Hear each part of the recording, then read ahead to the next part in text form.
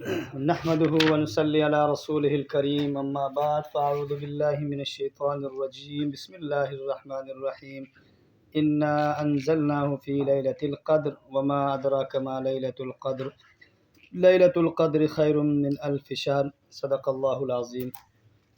محترم دوستو، شب قدر کی رات کے حوالے سے، شب قدر ایک مبارک رات ہے جو رمضان المبارک کے آخری عشرے میں ہوتی ہے۔ اس رات کی عبادت ایک مہینے کی عبادت سے بھی بہتر ہے، اسی لیے شب قدر بہت ہی فضیلت والی رات ہے۔ لہٰذا شب قدر میں زیادہ سے زیادہ نوافل اور ذکر الہی کا اہتمام کرنا چاہیے۔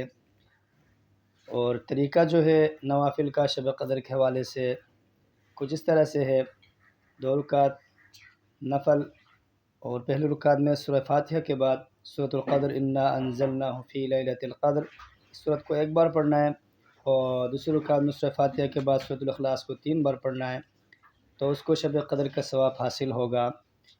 اور اس رات ذکر الہی اور استغفار کا کثرت کرنی چاہیے، اور ہمارے پیارے نبی نے جو ہمیں تعلیم دی ہے، اسکرین میں جو دعا آپ کو نظر آ رہی ہے، اللہم انک عفو تحب العفو فاعف عنی، اس دعا کا بھی زیادہ سے زیادہ پڑھنا چاہیے اس دعا کو، اور اس کی کثرت کرنی چاہیے۔